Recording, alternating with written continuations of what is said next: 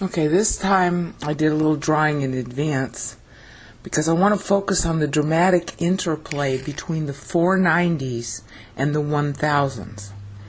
The basic rule of all these interlocking pieces is that the earliest of them to fail causes time to fail.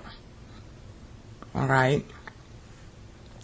So you'll notice here that, let me see if I can get a good color.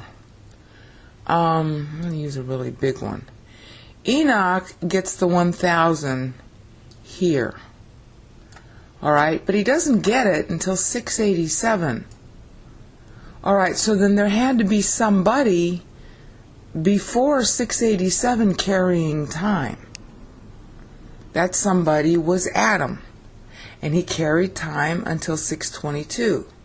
And then the next person to carry time was Enoch's dad, and Enoch himself is born right here in 622. So by the time Enoch himself has a son, which is right there, and that son is Methuselah right here, because Methuselah is going to be, I have to talk more about him. All right? In order for there to be an Enoch, there had to be a Jared. In order for there to be a Jared, there had to be an Adam. Okay? So it's like, what do they call it? A relay race. Alright? For this 1000 time grant to even exist, there had to be enough time to develop the person who got it. Which meant that there had to be people before. This is the precedence for Messiah. Messiah is basically, even though he's God and he can do whatever he wants, he doesn't want to do something if you don't want him.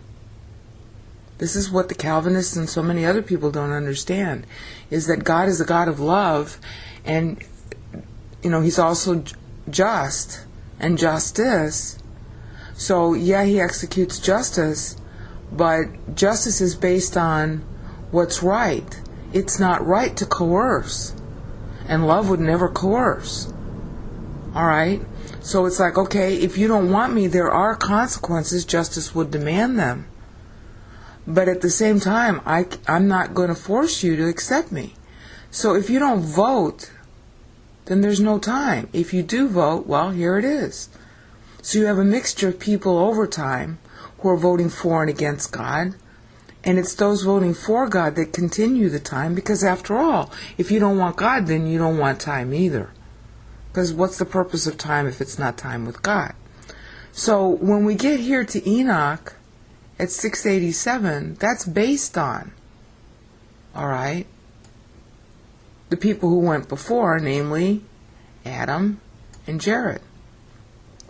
So, if there had been no Jared, alright, I don't want to really do this. If there had been no Jared, there'd have been no Enoch, and there'd have been no time. Got that? So, the earliest time period to have ended that could have undone all this could have been right here with Adam. The 490 could have ended, and Adam might not have matured. It could have ended right here with Jared. Jared could have said, I don't want God. He said yes, and then he said no. Then there wouldn't have been an Enoch.